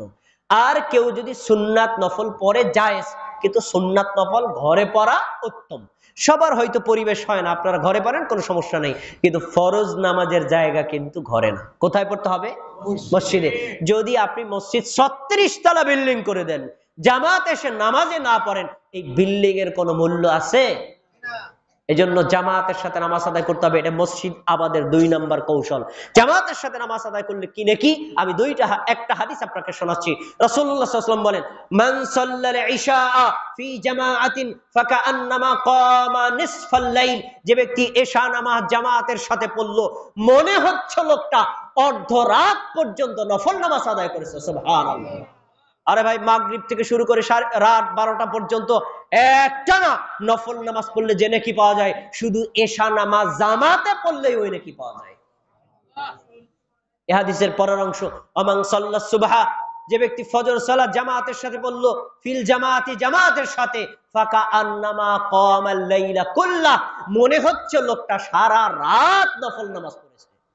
সুবহানাল্লাহ। তাহলে একটু কথা খেয়াল করেন, এশা নামাজ যদি জামাতে পড়ি অর্ধরাত পর্যন্ত নফল নামাজের নেকি পাওয়া যায়। ফজর নামাজ যদি জামাতে পড়ি সারা রাত নফল নামাজের নেকি পাওয়া যায়। জামাতে পড়লে নেকির পরিমাণ বাড়ে না কমে? কত গুণ বাড়ে জানা আছে? কয় গুণ বাড়ে জানা আছে? এটা আলেম ওলামারা আপনারা বলছেন এই হাদিস মনে করে দেওয়া লাগবে। আমি 3টা হাদিস পেয়েছি, 20 গুণ, 25 গুণ, 27 গুণ, 3 ধরনের হাদিস সহিহ। 27 গুণের হাদিসটার ব্যাপারে রাসূলুল্লাহ সাল্লাল্লাহু আলাইহি ওয়াসাল্লাম বলেছেন, যে ব্যক্তি জামাতের সাথে সালাত আদায় করে, তুদাইফু আলা সালাতিন ফাজ্জিন, একা একা সালাত আদায়কারীর উপর বি27 দারাজান, আরে 27 গুণ নেকি বাড়িয়ে দেওয়া হয়। সুবহানাল্লাহ। তাহলে আমরা জামাতের সাথে মসজিদে গিয়ে সালাত আদায় করবো তো ইনশাআল্লাহ? দুইটা কথা বল। এবার 3 নম্বর, জুমার খুতবা চালু করা। এটি মোস্ট ইম্পর্টেন্ট বিষয়, বিস্তারিত বলবো না, তবে একটু টপিকসটা দিয়ে রেখে একটু জেনে রাখেন। আমাদের দেশের মসজিদগুলোর এবং মসজিদ কমিটির যারা সদস্য, তাদের একটা টেন্ডেন্সি হলো, মসজিদে ইমাম নিয়োগ করলে, খতিব নিয়োগ করলে দেখি তাকে জিজ্ঞেস করে, ভাই আপনি কত বেতন দিলে থাকতে চান? 5 জনকে প্রশ্ন করলে একজন বললো 20, আরেকজন বললো 10, আরেকজন বললো 5, আরেকজন বললো 3000। বলে যে 3000 টাকা ওরে দিয়েই রাখো। তাহলে কি হয়, আমার 20,000 টাকা যে চাইছে তার থেকে 17,000 টাকা বাঁচে। ওই 17,000 টাকা দিয়ে আমি মসজিদে টাইলস করবো। এমন টেন্ডেন্সি আছে না নাই? এই টেন্ডেন্সি পরিবর্তন করতে হবে। শোনেন, আপনার মসজিদের সোনেরও তৈরি হয়, টিনেরও তৈরি হয়।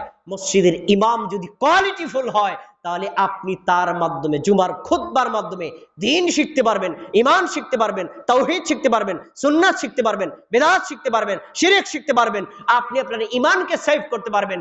এজন্য মসজিদের অবকাঠামোর চাইতে মসজিদের ইমামকে বেশি কোয়ালিটিফুল হতে হবে। যদি মসজিদ কমিটির সদস্যরা এই বিষয়ে গুরুত্ব না দেয়, তাহলে মসজিদ থেকে হেদায়েত পাওয়া যাবে না। জুমার খুতবা কেন? আপনারা বলেন, জুমার খুতবা কোন দিন হয় বলেন ভাই? শুক্রবার না বৃহস্পতিবার? আচ্ছা, যদি আল্লাহ প্রত্যেক দিনই জোহরের নামাজের পরে খুতবার ব্যবস্থা করতেন বা জোহরের নামাজের আগে ব্যবস্থা করতেন, আপনারা কয়জন থাকতেন? থাকতে পারতেন না। আল্লাহ 1 সপ্তাহ অন্তর অন্তর কেন করেছেন? কেন করেছেন? কারণ এই সপ্তাহে ইমাম সাহেব একটা শিক্ষণীয় বিষয়ের উপর বয়ান করবেন। এটা 1 সপ্তাহ পর্যন্ত আপনি পর্যালোচনা করবেন, আমল করবেন। আবার পরবর্তী সপ্তাহে সমসাময়িক বিষয় সহ তিনি একটা টপিক্সের উপর আলোচনা করবেন, ওখান থেকে শিখবেন, আবার সে অনুযায়ী আমল করবেন। মানে 6 দিন অন্তর অন্তর ঈমান এবং আমলকে ঝালাই করা। এখন যদি আপনার ইমাম সাহেব প্রত্যেক জুমায় শুধু নামাজ নিয়ে আলোচনা করে, প্রত্যেক জুমায় শুধু বিষয় ছাড়া মন গড়া কিচ্ছা কাহিনী বলে, এই খুতবা দ্বারা জাতির কোনো পরিবর্তন হতে পারে না। তাই মসজিদ কমিটির সদস্যকে অ্যালার্ট হতে হবে। মসজিদের ইমাম, তাকে অবশ্যই কোরআনের জ্ঞানে, হাদিসের জ্ঞানে, সমসাময়িক জ্ঞানে পারদর্শী হতে হবে এবং তিনি কোরআন থেকে, হাদিস থেকে বিষয়ভিত্তিক শিক্ষণীয় খুতবা দিবেন। জনগণকে দ্বীন শিক্ষা দেওয়া এটা খতিবের দায়িত্ব, আর খতিবের মাধ্যমে মুসল্লিকে শিক্ষা দেওয়ার ব্যবস্থা করা এটা মসজিদ কমিটির দায়িত্ব। এই দায়িত্ব যদি অবহেলা করে, তাহলে মসজিদ কমিটিকে কিয়ামতের দিন জবাবদিহি করতে হবে। যান, এবার আসুন তালিম এবং তাদরিসের ব্যবস্থা করা। প্রিয় ভাই, 5 ওয়াক্ত নামাজ আপনারা মসজিদে এসে পড়বেন। 5 ওয়াক্ত নামাজের পর আপনাদের ব্যস্ততা থাকবে। এই যে উচিত হলো, হয় প্রত্যেক দিন যে কোনো একটা ওয়াক্তের পরে অথবা আগে, অথবা 1 দিন 2 দিন পর পর ইমাম কর্তৃক কোরআনের আয়াত নিয়ে একটা আয়াত পড়বে, সেটার অর্থ বিশ্লেষণ বলে দিবে। একটা হাদিসের কিতাব নেবে, বুখারী, মুসলিম, তিরমিজি, আবু দাউদ, নাসাই, এই হাদিসের কিতাব থেকে একটা হাদিস পড়বে, অর্থটা বিশ্লেষণ, শিক্ষাটা শিখায় দিবে। এভাবে যদি তালিম তাদরিসটা ঠিক থাকে, এই মসজিদের মাধ্যমে রাসূলের জামানায় যেমন হেদায়েতের বাণী প্রচার হতে হতে বাংলাদেশ পর্যন্ত ইসলাম এসেছে, আমরা যদি মসজিদ থেকে তালিম তাদরিসকে অব্যাহত রাখি, আমাদের মাধ্যমে কিয়ামত পর্যন্ত ইসলাম পৌঁছে যাবে ইনশাআল্লাহ। তাহলে মসজিদে আমরা এই আমলগুলো, কর্মসূচিগুলো রাখতে রাজি আছি তো ইনশাআল্লাহ? আচ্ছা, এবার আসুন মসজিদে সালাত, জিকির, দোয়ার এই ব্যবস্থাগুলো করা। এর জন্য আম ইমাম হাত তুলবে, মুক্তাদিরা সবাই হাত তুলবে, এটা জরুরি না। বরং সালাত আদায় করবেন, সালাতের পর জিকির আজকার দোয়াগুলো যার যার মতো করবেন। তারপরে অন্যান্য ইবাদত হবে, ইবাদত পরে জিকির আজকার করবে। মসজিদকে ইবাদতের জন্য উন্মুক্ত করে রাখতে হবে। আপনার মসজিদ যদি সালাত আদায়ের জন্য, জিকির করার জন্য, ইবাদত করার জন্য, দোয়া করার জন্য উন্মুক্ত রাখা হয়, এই মসজিদের মাধ্যমে সবার দেশ, জাতি, মুমিন মুসলিম সবাই কল্যাণ লাভ করবে। বলেন ইনশাআল্লাহ। আমরা কি এগুলো করতে রাজি আছি ইনশাআল্লাহ? ভাই, সময় কটা বাজে দেখেন? 20। আর 10 মিনিট পরে প্রধান বক্তা আলোচনা করবেন। আমি 10 মিনিট আলোচনা করে এখান থেকে নেমে যাবো ইনশাআল্লাহ। আমি 10 মিনিট একটা গুরুত্বপূর্ণ বিষয় নিয়ে আলোচনা করতে চাই। আমরা এই কথাগুলো যে বললাম, একটা মসজিদ নির্মাণ করা, মসজিদ প্রতিষ্ঠা করা, মসজিদ পরিচালনা করা, মসজিদ দেখাশোনা করা, ভালো মানের ইমাম নিয়োগ করা, তার মাধ্যমে তালিম তাদরিস অব্যাহত রাখা, এগুলো করার ক্ষেত্রে কি অর্থের প্রয়োজন আছে না নাই? অবশ্যই দরকার আছে। এজন্য যার টাকা আছে টাকা দিয়ে সাহায্য করবে, যার বুদ্ধি আছে বুদ্ধি দিয়ে সাহায্য করবে, যার সময় আছে সময় দিয়ে সাহায্য করবে, যে যেভাবে পারে সে সেভাবে সাপোর্ট দিবে। যদি সাপোর্ট দেয় তাহলে অবশ্যই এটাতে কল্যাণ হবে। কিন্তু আমাদের একটা দোষ হলো, আমরা মসজিদের ইমাম চাই ভালো, তাকে দেখতে হবে ভালো, কথা হবে ভালো, কণ্ঠ হবে ভালো, কিন্তু আমরা টাকা তার পিছনে খরচ করতে চাই না। এমন লোক, এমন এ অভ্যাস আমাদের আছে না নাই? জেনে রাখেন, আল্লাহর এই দিন ইসলাম, সে রাসূল সাল্লাল্লাহু আলাইহি ওয়াসাল্লামের যুগ সৌদি আরব থেকে এই হাজারো হাজার কিলোমিটার পার হয়ে বাংলাদেশ পর্যন্ত যে পৌঁছেছে, এটার মূল কারণ দুইটা। এক, মানুষের জীবন কোরবানি, দুই, মানুষের অর্থের কোরবানি। এই দুইটা কোরবানির কারণে এই পর্যন্ত ইসলাম এসে পৌঁছেছে। ইনশাআল্লাহ এই অব্যাহত কিয়ামত পর্যন্ত থাকবে যদি দুইটার কোরবানি থাকে, জীবনের কোরবান আর একটা হলো টাকার কোরবান। কিন্তু আমরা জীবন অনেকে দিতে রাজি আছি, কিন্তু অর্থ আল্লাহর রাস্তায় ব্যয় করতে রাজি না। আল্লাহ তাআলা কোরআনে কি বলছেন দেখেন, আল্লাহ রাব্বুল আলামিন বলেছেন, ইন্নাল্লাহা আশতারা মিনাল মুমিনিনা আনফুসাহুম ওয়া আমওয়ালাহুম বিআন্না লাহুমুল জান্নাহ। নিশ্চয়ই আল্লাহ তাআলা তোমাদের থেকে কিনে নিয়েছেন তোমাদের জীবন। কি কিনে নিয়েছেন বলেন তো? আমাদের জীবনটা দিয়েছেন কে? কে দিয়েছেন? আমাদের জীবন দিয়েছেন কে? এই জীবনটা আল্লাহ কিনে নিয়েছেন। ওয়া আমওয়ালাহুম, তোমাদের সম্পদ, তোমাদের টাকা, তোমাদের পয়সা, এইটাও আল্লাহ কিনে নিয়েছেন। তাহলে আল্লাহ কিনে নিলেন কি? জীবন আর টাকা। এখন আল্লাহ এর বিনিময়ে আমাদেরকে দিবেন কি? এর বলছেন বিআন্না লাহুমুল জান্নাহ। যারা আল্লাহর জন্য, আল্লাহর তাওহীদ প্রতিষ্ঠার জন্য, আল্লাহর দ্বীন কায়েমের জন্য জীবন দিয়ে দিয়েছে, সম্পদ দিয়ে দিয়েছে, আল্লাহ তাদেরকে ওয়াদা করেছেন এই জীবন আর সম্পদের বিনিময়ে আমি আল্লাহ তোমাকে জান্নাত দিয়ে দিব। সুবহানাল্লাহ। আমরা কি জান্নাত চাই নাকি চাই না? আমরা জান্নাত চাই, কিন্তু হাদিসের একটা পয়েন্ট খুবই গুরুত্বপূর্ণ। দেখেন হাদিসে কি বলা হয়েছে। আবু মালিক আশআরী রাদিয়াল্লাহু তাআলা আনহু রাসূল সাল্লাল্লাহু আলাইহি ওয়াসাল্লাম বলছেন, আস-সালাতু নূর, নামাজ হলো জ্যোতি, আলো। নামাজ মানুষকে হেদায়েত দেয়। কিভাবে? ধরেন আমি মসজিদে নামাজ পড়তে যাই প্রতিদিন, নামাজের পদ্ধতি জানি না, তো দেখলাম ইমাম সাহেব কেমনে পড়ে। একদিন ইমাম সাহেব নামাজের পদ্ধতি শিখাইলেন, দেখে দেখে শিখলাম। তারপর একটা হাদিস পড়ে শোনাইলেন, সেটা দেখে শিখলাম। একটা মাসআলা জানি না, জিজ্ঞেস করে জানলাম। তো এখন আমার অজ্ঞাত জিনিসটা নামাজের মাধ্যমে জানা হয়েছে। তার মানে নামাজ হলো হেদায়েত পাওয়ার মাধ্যম, আলো পাওয়ার মাধ্যম, সিরাতে মুস্তাকিম পাওয়ার মাধ্যম। এরপরে বলেছেন অস-সাদাকাতু বুরহান, দান হলো প্রমাণ। দান, তুমি মুমিন, তুমি মুসলমান দাবি করলা হয়ে যাবে না, প্রমাণ দিতে হবে তুমি যে মুমিন মুসলমান। তুমি যদি আল্লাহর রাস্তায় দান করো, দানটাই প্রমাণ যে তুমি আসলে একজন পাক্কা মুমিন। তো আমরা নামাজ 24 ঘন্টা পরে দিতে রাজি আছি, কিন্তু আল্লাহর রাস্তায় 10 টাকা দিতে রাজি না। এরকম মুসলমান নাই? আছে। শোনেন ভাইরা, আপনি আপনার আয়ের একটা অংশ আল্লাহর রাস্তায় ব্যয়ের ব্যাপারে সব সময় মাথায় রাখবেন। কিয়ামতের দিন একজন ব্যক্তিকে 5টা প্রশ্ন করবেন, তার ভিতরে একটা প্রশ্ন হলো যে 5টা প্রশ্নের উত্তর না দিয়া 1 সেকেন্ড এখান থেকে 1 কদমও নড়তে পারবা না। সেটা হলো তুমি তোমার সম্পদ কিভাবে আয় করেছো, কোন কোন খাতে ব্যয় করেছো, তুমি আয় করলা হালাল ভাবে না হারাম ভাবে, তারপরে এই ইনকামকৃত টাকা শুধু নিজেই খাইছো নাকি আল্লাহর রাস্তায় কিছু দিছো, এটা দেখাইয়া তারপরে যাও। তাহলে বোঝা যায় যে আল্লাহর রাস্তায় দান করার দরকার আছে না নাই? দান করা এটা মুমিনদের একটা লক্ষণ। তবে দানের ক্ষেত্রে 2টা বিষয় আপনার মাথায় রাখতে হবে। একটা হলো দান একটা অস্থায়ী ভাবে, মানে আমি আপনার বাসায় গেলাম, আপনি আমাকে এক ওয়াক্ত খাবার খাওয়াই দিলেন, এইটাও একটা দান। আমার পিছনে যে খাবারটা আপনি খরচ করেছেন, এটা কি আপনার টাকা দিয়ে ক্রয় করা লাগছে না? এইটাও একটা দান। কিন্তু এই দানটা তাৎক্ষণিক, আপনি খাওয়াইছেন, তাৎক্ষণিক আপনি নেকি পেয়ে যাবেন, স্থায়ী নেকি পাবেন না। আর একটা হলো যদি আপনি সদাকায়ে জারিয়া করেন। এই হাদিস আপনাদেরকে আলেম অনেকবার শোনাইছে, আমি একটু মনে করে দিই। রাসূলুল্লাহ সাল্লাল্লাহু আলাইহি ওয়াসাল্লাম বলেন, ইযা মাতাল ইনসান, মানুষ যখন মরে যায়, ইনকাতা আনহু আমালু, মরার সাথে সাথে তার সব আমল বন্ধ, ইল্লা মিন সালাসা, তিনজন ব্যক্তি মারা গেলেও, কবরে গেল, তার আমল কখনো বন্ধ হয় না। কয়জন ব্যক্তি? এক নম্বর, ইল্লা মিন সাদাকাতিন জারিয়া, যে ব্যক্তি সাদাকায়ে জারিয়া করেছে। সাদাকায়ে জারিয়া মানে প্রবাহিত দান। দান করবেন একবার, নেকি পাবেন অসংখ্যবার। উদাহরণস্বরূপ, এই যে আমরা বাইতুল আমান জামে মসজিদে বসে কোরআনের কথা, হাদিসের কথা, ইমানের কথা, ইসলামের কথাগুলো শুনছি, 5 ওয়াক্ত নামাজ আদায় করছি, এই জায়গাটা কি একজন বা একাধিক লোক দান করেছে না করে নাই? উনি দান করেছে কয়বার? দান করেছে কয়বার? কিন্তু সেই লোক হয়তো দুনিয়ায় নাও থাকতে পারে, মারা যেতে পারে। মারা গেলেও যতদিন পর্যন্ত এই মসজিদে কোরআনের কথা, হাদিসের কথা, আমল, তালিম, তাদরিস এবং দোয়া, জিকির, ইস্তেগফার এবং খুতবা, ওয়াজ, নসিহাত, আমল যতদিন পর্যন্ত চলবে, যারা দান করেছেন তারা প্রত্যেক ওয়াক্তে ওয়াক্তে নেকি পেতেই থাকবেন। বলেন আলহামদুলিল্লাহ। এটাকে বলা হয় সাদাকাতুল জারিয়া, প্রবাহিত দান।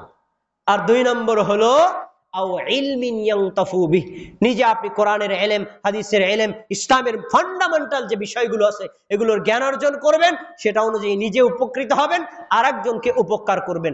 আর 3 নম্বর হলো এমন সন্তান, নেককার সন্তান রেখে যাওয়া যে মৃত্যুর পর এই সন্তান আপনার জন্য দোয়া করবে। এই দোয়ার ভাষা আল্লাহ কোরআনে দিয়ে দিয়েছেন। এই দোয়াটা আপনাদের জানা আছে নাই? পড়েন তো, রব্বির হামহুমা কামা রব্বায়ানি সগীরা। এই দোয়াটা আরো অনেক দোয়া কোরআনেও আছে, হাদিসেও আছে। এই দোয়াগুলো বাবা মায়ের জন্য করবে। এই 3টা কাজ যারা করে তারা মৃত্যুর পরেও তাদের নেকি পাওয়া কখনো বন্ধ হয়। এখন এই বাইতুল আমান জামে মসজিদে আপনারা বসা আছেন, একটু অবকাঠামোর দিকে তাকান তো, তাকায় দেখেন যেখানে কাজ কিন্তু 3 ভাগের হয়তো 2 ভাগ হয়েছে, আরো 1 ভাগ করা বাকি আছে। তারপরে নামাজের একটা বেস্ট পরিবেশ হবে। এরপরে সৌন্দর্য বৃদ্ধি, ওটা বাদ দিলাম, টাইলস লাগানো, প্লাস্টার করা, ওটা বাদ দিলাম, কিন্তু এখনো কাজও কিন্তু অনেক বাকি আছে। আল্লাহর এই ঘরটাকে সাপোর্ট দেওয়া, সহযোগিতা করা, এটা কি আমাদের ঈমানি দায়িত্বের মধ্যে পড়ে নাকি পড়ে না? দেখেন রাসূলুল্লাহ সাল্লাল্লাহু আলাইহি ওয়াসাল্লাম বলেন, মান তাসাদ্দাকা বিআদলিন তামরাতিন, যে ব্যক্তি দান করলো একটা খেজুর পরিমাণ। কি পরিমাণ বলেন? খেজুর পরিমাণ। একটা খেজুরের দাম কয় টাকা হতে পারে ভাই? 5 টাকাও হবে না। একটা খেজুরের দাম 5 টাকা হবে? হবে না। একটা খেজুর পরিমাণ দান করে, শর্ত কি? মিন কাসবিন হালালিন, হালাল ইনকাম থেকে। হালাল ইনকাম থেকে কেউ যদি বিশুদ্ধ নিয়তে একটু খেজুর পরিমাণ দান করে, রাসূলুল্লাহ সাল্লাল্লাহু আলাইহি ওয়াসাল্লাম বলেন, ইয়াতাকাব্বালুল্লাহু বিয়ামিনিহি, আল্লাহ রাব্বুল আলামিন তার এই দানটাকে নিজের ডান হাতে কবুল করেন। সুবহানাল্লাহ। আল্লাহর কোন হাতে? বলেন, আল্লাহর কোন হাতে? ডান হাতে। তাহলে বোঝা যায় আল্লাহর হাত আছে না নাই? আল্লাহর হাত আছে, কিন্তু আল্লাহর হাতটা কেমন আমরা তা জানি না। আল্লাহর চেহারা আছে, চেহারা কেমন আমরা তা জানি না। আল্লাহর আকৃতি আছে, আকৃতি কেমন আমরা জানি না। আল্লাহ কোরআনে যেভাবে বলেছেন সেভাবে বিশ্বাস করা মুমিনের কাজ। আল্লাহর রাসূল বললেন, তুমি দান করেছো না, আল্লাহ তার নিজ ডান হাতে কবুল করে নেন। সুবহানাল্লাহ। এখন নিয়া কি করলেন? একটা খেজুর দান করেছেন না? এরপরে ইউরব্বিহি কামা তুরব্বি, তোমরা যেভাবে উটের বাচ্চা, গরুর বাচ্চা, ছাগলের বাচ্চাগুলো প্রতিপালন করে বড় করো, আল্লাহ রাব্বুল আলামিন তোমার এই খেজুর আটি পরিমাণ দানকে বাড়াতে থাকেন, বাড়াতে বাড়াতে বাড়াতে বাড়াতে বাড়াতে বাড়াতে হাত্তা তাকুনা মিসলাল জাবাল, আল্লাহ পাহাড় পরিমাণ করেন। সুবহানাল্লাহ। কিয়ামতের দিন এই খেজুর আটি পরিমাণ দানের বিনিময়ে আল্লাহ আপনাকে 1 পাহাড় পরিমাণ নেকি দিয়ে দিবেন। নেকি কি বাড়লো না কমলো? আমরা কি এরকম নেকির জায়গাতে এই সেক্টরগুলোতে দান করতে আমাদের দায়িত্ব আছে না নাই? অবশ্যই দরকার আছে। একটা আয়াত আপনাকে শোনাই। আমরা দানের গুরুত্বের ক্ষেত্রে একটা বিষয় মাথায় রাখি না, সেটা কি? দান করার ক্ষেত্রে মানুষ যখন মৃত্যুর মুখোমুখি হয়, মালাকুল মউত তার সামনে এসে যায়, তখন যখন মৃত্যুর লক্ষণ শুরু হয় তখন সে বুঝে দানের গুরুত্ব কত বেশি। কিন্তু সেই সময়টা এমন যে আর কখনো দানের সুযোগ থাকে না। আল্লাহ তাআলা সূরা মুনাফিকুনে বলেছেন 10 নম্বর আয়াত, ওয়ানফিকু মিম্মা রাযাকনাকুম মিন ক্বাবলি আইয়াতি আহাদাকুমুল মাউত। ভাইরা শোনো, তোমাদের মৃত্যু আসার আগে তোমরা আল্লাহর রাস্তায় দান করো। কি আসার আগে? আপনার মৃত্যু কবে হবে বলেন? কবে হবে বলার তো সুযোগ আছে? গতকালকে একটা ভিডিও দেখলাম, একজন লোক মোটরসাইকেল চালাচ্ছে, মোটরসাইকেল টানতেছে খুব দ্রুত দিকে, জোয়ান মানুষ, সামনে একটা ট্রাক। তো এখন ওই ট্রাকটাকে ক্রস করে ডান দিক দিয়ে যাবে, তো একটু খেয়াল না করে ডান দিকে ক্রস করতে গেছে, আর ওই পাশ থেকে আবার আরেকটা ট্রাক আসছে। তো আসছে না মানে 1 সেকেন্ড তো দূরের কথা, অর্ধ সেকেন্ডও সময় লাগে নাই, তার এই গাড়িটা ট্রাকের সাথে বাড়ি লাগছে, বাড়ি লাগার সাথে জায়গায় ডেট। ভাই, এরকম মৃত্যু আমাদের হয় নাকি হয় না? এই যে আপনাদের একটা কথা বলে, এই যে কয়েকদিন আগে জিয়া শিকারী ভাই, জোয়ান তরু তাজা মানুষ, আমার মতো মানুষ 10 হাত দূরে ফিক্কা ধরে ভালাই দিতে পারে, এত বড় শক্তিশালী মানুষ। গত জুমায় আমি বয়ান করলাম, আমার বয়ান পর্যন্ত শুনলো, সেই ভাই বাড়িতে গেছে, হঠাৎ স্ট্রোক করে রাত 1টার সময় মৃত্যু। সকালবেলা রফিকুল ইসলাম ভাই ফোন দিয়ে বলে, ভাই ওসিয়ত করে গেছেন, আপনি তার জানাজা পড়াবেন। আমি শুনে অবাক, যে তরু তাজা লোকটাকে রেখে আসলাম, আজকে নাকি সে মৃত। ভাই, মৃত্যুর কোনো টাইম আছে? কোনো ওয়ারেন্টি গ্যারান্টি আছে? আর মৃত্যুর কোনো সিরিয়াল আছে যে দাদা মরবে আগে, বাবা মরবে আগে, তারপরে আমি? এই সিরিয়াল আছে? নাই। তাহলে মৃত্যু আসার আগে আল্লাহ দান করতে বলেছেন, তুমি দানটা এখনই করো। কারণ আমি এখান থেকে বাড়ি চলে যেতে পারবো, যাওয়ার সময় আমার মরণ হতে পারে না কি পারে না? কেন আপনি দান করবেন? কারণ আছে। বলছেন ওয়ানফিকু মিম্মা, তোমাদের মৃত্যু আসার আগে দান করো। কেন জানো? যখন মৃত্যু আসবে না তখন তুমি বুঝতে পারবা দানের গুরুত্ব কত বেশি। তখন তুমি আল্লাহর কাছে বলবা, লাউলা আখারাতানি ইলা আজালিন করিক, আল্লাহ মালাকুল মউত এসে গেছে, মালাকুল মউতকে 10টা মিনিট বসায় রাখা, 10 মিনিট, আমি এই 10 মিনিট আপনার রাস্তায় দান করব। ফাআসসাদাকা ওয়া আকুম মিনাস সালিহিন, আমি দান করে দানশীল এবং নেককার ব্যক্তিদের অন্তর্ভুক্ত হয়ে যাব। বলেন তো ভাই, মালাকুল মউত আসলে যদি আল্লাহর কাছে আপনি আবেদন করেন, 1 মিনিট পরে আমার জানটা কবজ করো, আপনার এই দোয়া কবুল হবে? হবে কি না? আপনারা বলেছেন না, আল্লাহ বলেছেন আরো কঠিন ভাষায়। পরের আয়াত, ওয়ালা ইউআখিরুল্লাহু নাফসান ইযা জাআ আজালুহা, শুনে রাখো, কারো মৃত্যু যদি আসে 1 সেকেন্ড আগেও হবে না, 1 সেকেন্ড পরেও হবে না। আচ্ছা, মৃত্যুর সময় কেন? কারণ ওই সময় বোঝে দান করলে মৃত্যুর আযাব থেকে বাঁচা যায়, দান করলে কবরের আযাব থেকে বাঁচা যায়, দান করলে জাহান্নামের আযাব থেকে বাঁচা যায়। আজকেও জুমার খুতবায় হাদিসটা বলেছি, সহিহ মুসলিমের হাদিস। রাসূলুল্লাহ সাল্লাল্লাহু আলাইহি ওয়াসাল্লাম বলেন, শোনো, কিয়ামতের দিন তোমরা আল্লাহর সামনে দাঁড়াবা, প্রত্যেকে আল্লাহর সাথে কথা বলবা, লাইসা বাইনাহু ওয়া বাইনাহু তুরজুমান, তোমার আর আল্লাহর মাঝখানে কোনো অনুবাদক থাকবে না, ভাষান্তরকারী থাকবে না। আল্লাহ বলবেন, তুমি বুঝবা, আর তুমি বলবা, আল্লাহও বুঝবে, সরাসরি আল্লাহর সাথে কথা বলবা। তখন ডানে তাকাবা, দেখবা তোমার আমল, বামে তাকাবা, দেখবে তোমার আমল, সামনে তাকাবা, দেখবে তোমার আমল, তোমার আমল ছাড়া কিছুই থাকবে না। কিন্তু যদি বদ আমল থাকে, তখন শোনো, তখন তোমার সামনে ফালা ইয়ারা ইল্লান নার, আগুন ছাড়া কিচ্ছু দেখা যাবে না। দেখবেন আগুন তোমার কাছে ধাউ ধাউ করে পুরানোর জন্য আসতেছেন। তখনই আমাদের নবী বলেছেন, ফাত্তাকুন নার ওয়ালাউ বিশিক্কি তামরা, ওই জ্বলন্ত আগুন তোমাকে পুরানোর জন্য আসছে, আগুন থেকে বাঁচতে হলে আরে ভাই একটা খেজুরের আটি দিয়ে হলেও তুমি জাহান্নামের আগুন থেকে বাঁচো। খেজুরের আটি, খেজুরের আটি, এতটুকু সিম্পল পরিমাণ দান যদি আপনি আল্লাহর রাস্তায় করেন, আল্লাহ তাআলা জাহান্নামের আগুনকে নিভাইয়ে দেবেন। বলেন আলহামদুলিল্লাহ। আমরা কি চাই না জাহান্নামের আগুন থেকে বাঁচতে? আমরা কি চাই না সাদাকায়ে জারিয়ার নেকি অর্জন করতে? তাহলে আপনাদের কাছে এই মাহফিলের পক্ষ থেকে না, মাহফিলের খরচ বাবদ না, আল্লাহর এই ঘরটার বাকি কাজ সম্পন্ন করার জন্য আবেদন করছি। এখানে কি কোনো ভাই আছেন যে ভাই আমি 1 লক্ষ টাকা দেবো, 50,000 টাকা দেবো? না, টাকা দেব না, আমি এই কমিটিকে বিশ্বাস করি না, আমি এই কাজ, বাকি কাজগুলো করে দেবো, অথবা আমি 20,000 ইট দিয়ে দেবো, অথবা আমি 20 খান সিমেন্ট দিয়ে দেবো? এমন কোনো ভাই কি আছেন? একটু বলতে পারেন। আলোচনা আমি বেশি সময় করে ফেলেছি, আর করব না, আর অল্প সময়ের মধ্যে প্রধান বক্তা আসবেন, আমার আলোচনা শেষ। আপনারা কি কোনো ভাই বলতে পারবেন, স্থানীয় বা দূরবর্তী কোনো ভাই, আমি 1 লক্ষ টাকা দেবো, আমি 50,000 টাকা দেবো, এই যে কাজটা বাকি আছে আমি নিজ দায়িত্বে কাজটা সম্পন্ন করে দেবো? কোনো ভাই কি আছেন? আল্লাহর ঘরের জন্য, ওয়াজ মাহফিলের জন্য না, আল্লাহর ঘরে যদি আপনি দান করেন, সদকায়ে জারিয়া নেকি পাবেন। এখান থেকে মানুষ যতদিন সালাত আদায় করবে, যতদিন দ্বীনের কথা বলবে, তাওহীদের কথা বলবে, জুমার খুতবা হবে, ওয়াজ নসিহত হবে, যত ইবাদত হবে, আপনার নিয়ত যদি শুদ্ধ হয়, টাকা যদি হালাল হয়, ইনশাআল্লাহ আপনাকে আল্লাহ সদকায়ে জারিয়ার নেকি দিয়ে দিবেন ইনশাআল্লাহ। কোনো ভাই কি আছেন? নাই, কোনো ভাই নাই? দেখেন তো, আপনি একটু দাঁড়িয়ে সাহস করে বলতে পারেন কিনা রাসূলুল্লাহ সাল্লাল্লাহু আলাইহি ওয়াসাল্লামের কাছে দূর থেকে একটা কাফেলা আসছে। সহিহ মুসলিমের হাদিস বলছি, একটা কাফেলা আসছে, কাফেলার দিকে নবী সাল্লাল্লাহু আলাইহি ওয়াসাল্লাম তাকিয়ে দেখলেন এই লোকগুলো পোশাক তালি দেওয়া, চুলগুলো উস্কো খুস্কো, তাদের দেখলেই মনে হয় তারা গরিব পরিবারের লোক, গরিব বংশের লোক, অসহায় অবস্থায় এসেছে।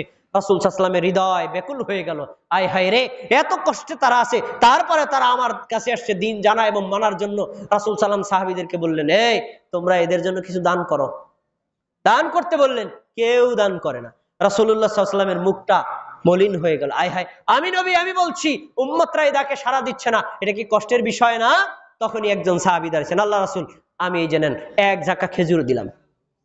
উনি যখন দেওয়া শুরু করেছে, ওনার দেখা দেখি বাকি সবাইরা দিচ্ছে। রাসূল সাল্লাল্লাহু আলাইহি ওয়াসাল্লাম বলেন, মান সান্না ফিল ইসলামি সুন্নাতান হাসানাতান ফালাহু আজরুহা ওয়া আজরু মান আমিলা বিহা। যেই ব্যক্তি প্রথমে আমলটা শুরু করেছে, তার দেখা দেখি যারাই আমলগুলো করলো, প্রত্যেকের আমলের নেকি এই ব্যক্তি পেয়ে যাবে। সুবহানাল্লাহ। আজকে আপনি যদি দাঁড়িয়ে বলেন, ভাই আমি 20,000 টাকা দেব, 50,000 টাকা দেব, 1 লক্ষ টাকা দেব, বা আমি 20 খান সিমেন্ট দেব, আপনার কথার মাধ্যমে যদি অন্য কোনো ভাই প্রভাবিত হয়, উৎসাহিত হয়, ইনশাআল্লাহ যারা উৎসাহ পাবেন সবার নেকি আল্লাহ তাআলা আপনার আমল তুলে দিবেন। আর যারা আমল করবেন, যারা নেকি দান করবেন, তারাও আলাদা নেকি পাবেন ইনশাআল্লাহ। আছেন কোনো ভাই কি আছেন? কোনো ভাই কি আছেন উপস্থিত ভাবে? অল্প কি সময় আমি এই কথাগুলো বলে আলোচনা শেষ করব। প্রধান বক্তা চলে এসেছেন আপনাদের সামনে। এই টাকাটা কে দিয়েছেন ভাই? এই টাকাটা কে দিয়েছেন? নাম বলেন নাই, নাম বলে নাই।